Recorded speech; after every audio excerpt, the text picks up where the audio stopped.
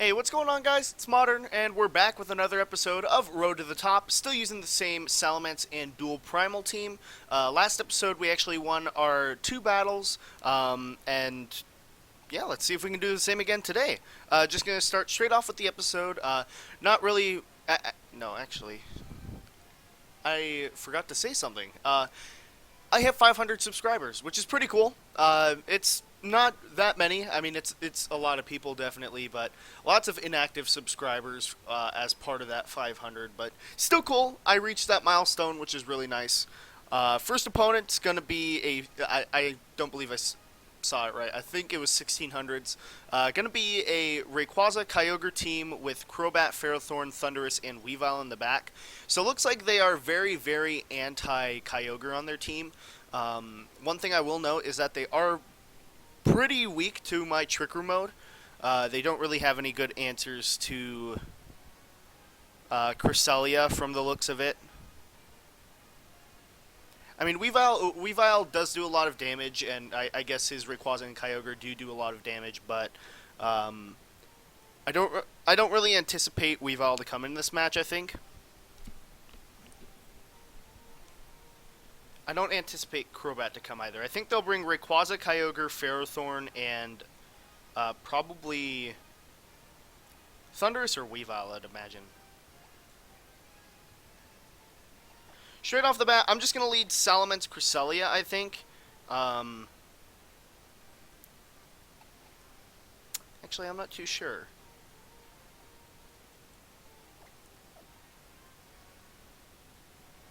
Yeah, I'll go with Cresselia. Gonna have Kyogre in the back, and should I bring Scizor? No, I'll bring Groudon.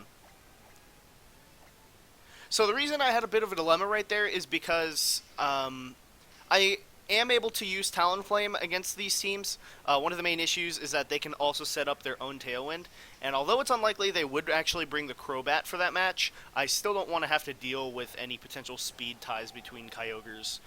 So I can just lead with the Salamence. It's a pretty safe lead, as I actually lead the Weavile and Thundurus straight off the bat. So going for a very offensive lead, probably trying to do a mix of countering my, or not countering, but at least checking my Salamence as well as having a taunt option. So straight off the bat, I'm going to switch out into Groudon, and I'm actually just going to Ice Beam the Weavile. So I do believe they will just go for a Fake Out and a taunt onto Cresselia, but I really need to conserve my Salamence. So, excuse me. So if they do happen to throw an Ice Attack into that slot, I really don't have to care about it. As they actually switch out Weavile, so let's see what they go for. Probably switch into Kyogre, I'd imagine. It's actually going to be into Rayquaza, so I'm going to get a full power Ice Beam off against this Rayquaza right here. Unless they go for something like a Swagger. I imagine they might actually go for a Thunder Wave into Salamence slot, actually. But I will be able to get the Groudon out right here. And I'm actually in a really, really great position right here. I'm going to put the Rayquaza into a potential Rock Slide range, which means that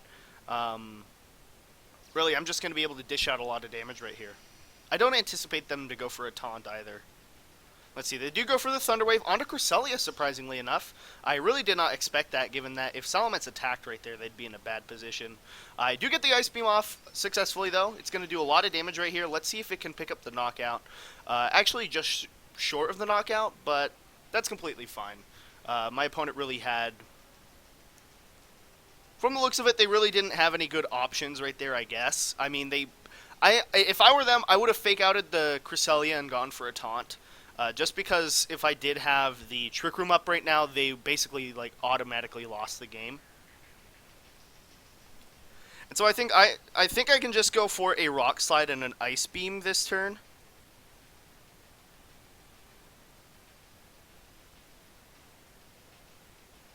They could potentially have the something like a Water Attack on their Rayquaza, but I'm really not too scared of that because, again, they do have to target down my Cresselia, in my opinion.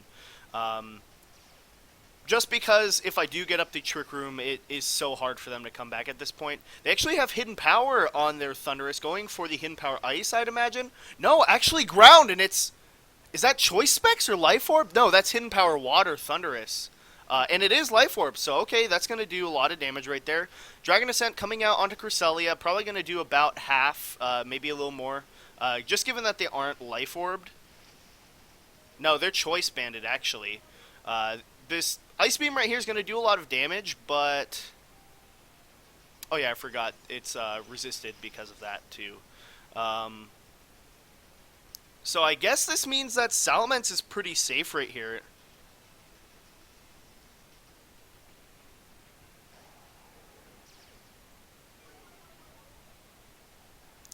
Yeah, I can imagine they're just going to go for another Dragon Ascent onto Cresselia and probably a Thunder Wave on a Salamence.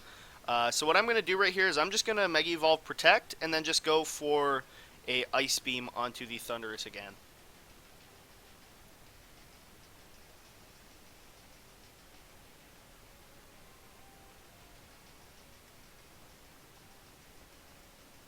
They could also potentially switch into Weavile right here. I'm really not anticipating it though, just because Rayquaza is their main way to deal damage right here, in my opinion. They do actually switch out into Ferrothorn, so maybe predicting a dragon, or yeah, dragon type attack right there. Also probably going for the Thunder Wave, but as you can see, obviously, I'm going for the attack onto the Thundurus right here. I actually played it really safe. Not really sure what my opponent was doing right there either. I could see a Thunderbolt into Cresselia, but no, they just go for the Thunder Wave. Ice Beam might be able to pick up a knockout right here, just given the damage I dealt earlier. Actually barely hanging on, too, which is really unfortunate for me. So wow, I guess I'm just going to switch into Kyogre and go for another Ice Beam.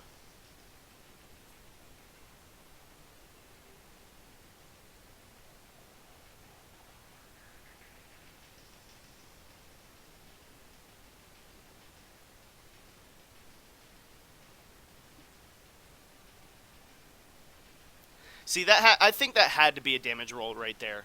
Again, I'm really not too sure why they did not just go for the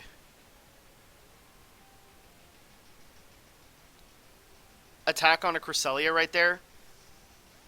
That's really interesting, though. Hidden Power Water Thundurus. I mean, I guess it makes sense. They have the Kyogre on their team. They have more than enough answers to the Groudon.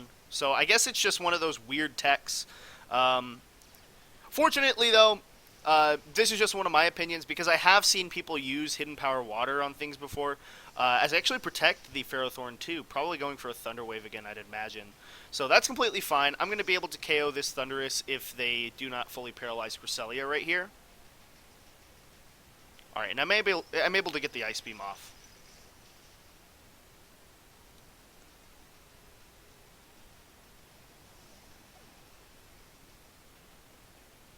Now, they have to bring in the Rayquaza right here, just because they have to be able to KO my Kyogre.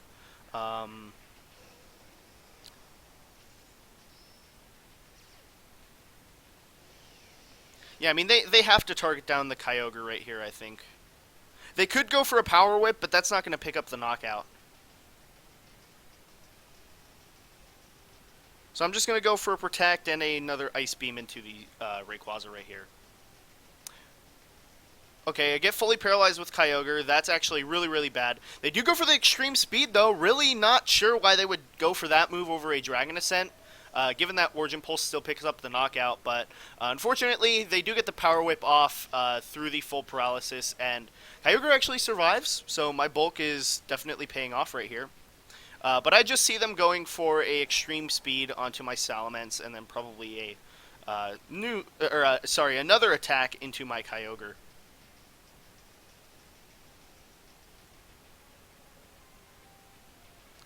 Yeah, so I'm just going to go for an Origin Pulse and a Hyper Voice. So unfortunately, it looks like we're going to lose this match to a very, very hard gimmick. What I was going to say is that Hidden Power Water, I have seen a few people use it before. The main issue with using it is that it's just a really bad gimmick.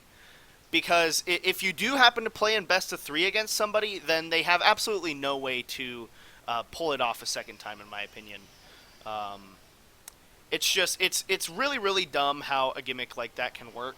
It's really something that someone won't anticipate, but like I said, best of 3, that's one of the reasons why people are advocating for best of 3 in this format.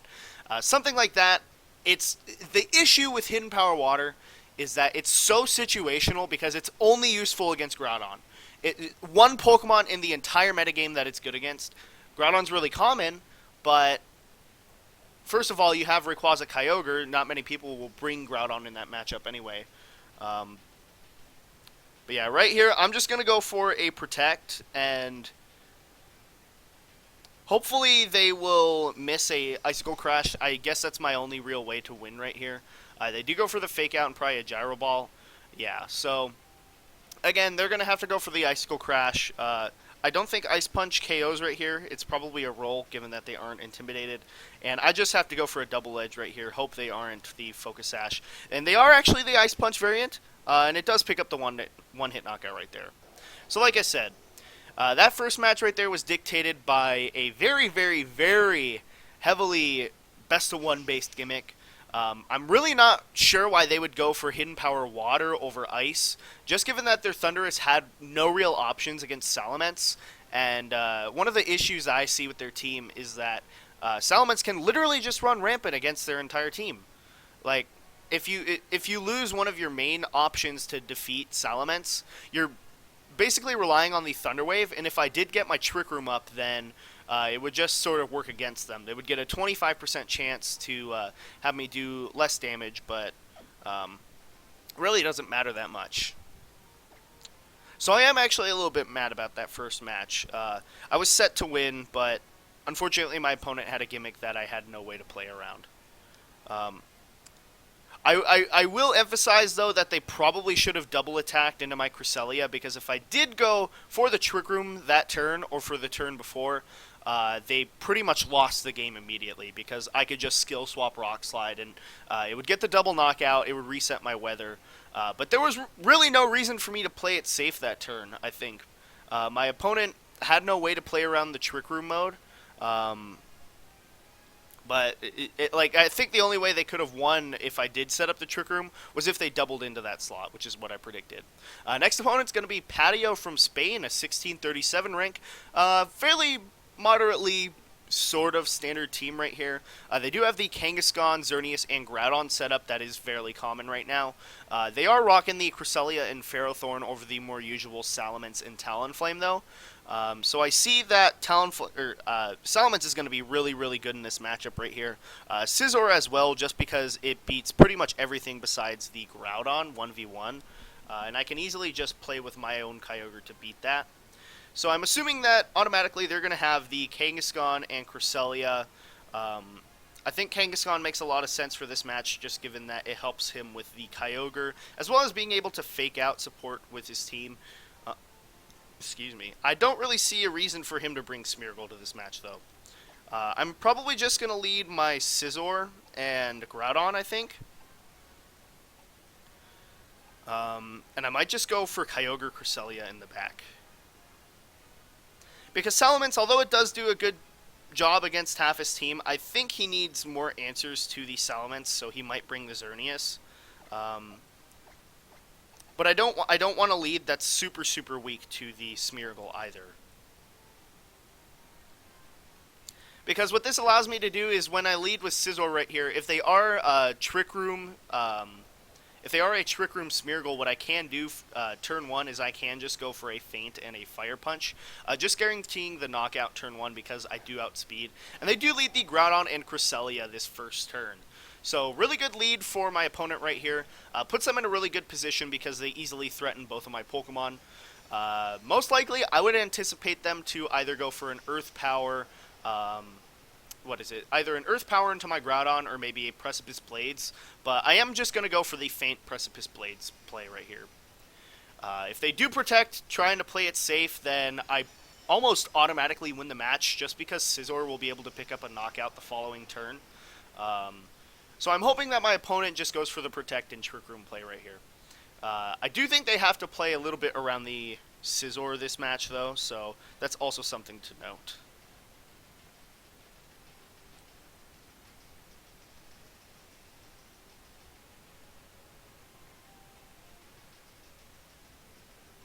So the main reason I'm going for this play is because I want to deal damage to their Groudon.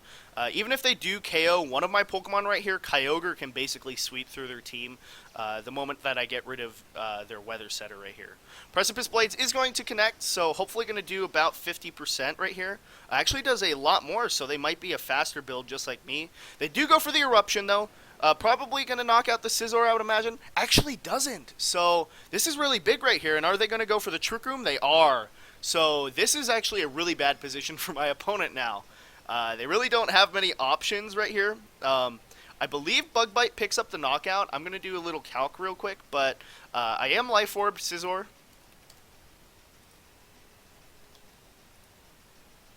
So let's see. Bug Bite does 17 to 20%.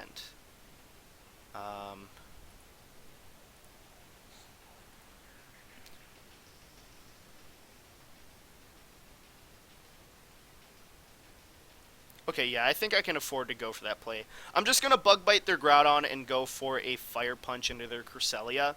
Bug Bite should be able to pick up the knockout on Groudon right here unless they are extremely physically bulky. But they aren't. I put them in range where I wanted it to. And the Eruption definitely went in my favor right there because I did survive. Cresselia is going to go for an Ice Beam, though, probably onto my Groudon, which they do. I'm going to be able to get a lot of damage off right here with my Fire Punch. And I think at this point, I've basically won the match. Oh, and I burned the Cresselia. That definitely matters. Because now I don't even need to go for the Bug Bite. If they bring in something like Smeargle, I can easily just sort of stall them out. But they do bring in Kangaskhan, though, which is completely fine.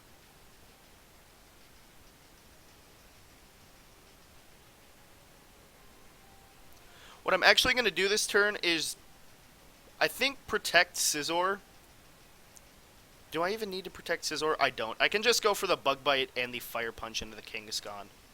Because if they go for the Fake Out or the attack onto either of my Pokemon, it just means that I get free damage off on their Kang. And if I bring in my, let's say my Kyogre the next turn, then I can just KO them with a Water Spout. They do actually let me go for the Bug Bite, though. And let's see if they're actually a fast Kang. If they are, then I actually KO them this turn with Fire Punch. And they are a Moonlight Cresselia. Not something you really see that often. It does make sense since you have the Sun Up with Groudon and it can't really be reset. But they do go for the Double Edge, though, onto my Groudon, actually. So they're just leaving the Scizor to go and get off a lot of damage. And I do survive right there. I knew for a fact I could survive that Double Edge just because I know the calcs for the Adamant Kangaskhan. So I was pretty safe, even if they went for a Helping Hand right there. They'd probably knock themselves out from the recoil. And if not, then I could just go for a Feint the following turn to pick up the knockout. So let's see what they have in back. I'd imagine it'd be Smeargle or Ferrothorn, and it is the Ferrothorn, so that means I've basically won this match at this point.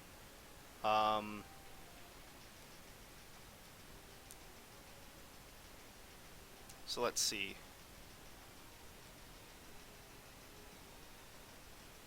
I'm probably going to protect my Scizor right here. And do I even care about Groudon at this point? I do.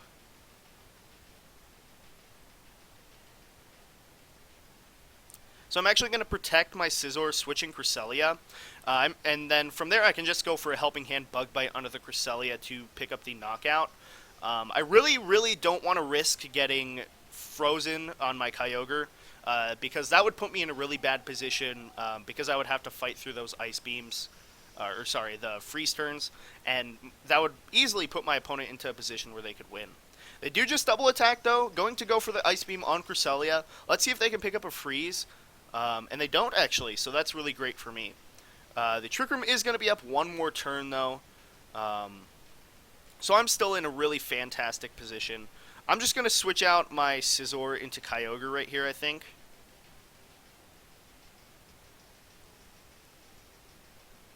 Then I'll just Ice Beam into the Ferrothorn on their side. If they do go for Power Whip, I really don't mind. At this point, Scizor and Groudon can finish up the match, so I'd rather conserve those two and let Kyogre go down, just to stall out the Trick Room from here. And then if they happen to go for a Leech Seed, then I can just go for a Helping Hand Water Spout, and yet again, the match would still be over from that point. It's really interesting with this format how much the game can change. Just because one turn or one match your opponent might have a gimmick which ends the game really quickly, and then in another one it could be a very slow-paced game, sort of like this one. They do go for the Ice Beam, get a crit onto my Kyogre, So I'm a little bit surprised they didn't just attack into Scizor right there. Just because I would have been able to KO Cresselia. But like I said, at this point, I can just go for a Helping Hand Water Spout. It's not going to pick up the knockout on Ferrothorn, but it'll put it in range where I don't even need to risk where I need to risk going for something like a Bug Bite with my Scizor because I'd knock myself out. Oh, and do I disconnect? No, my opponent actually disconnects right here. Wow,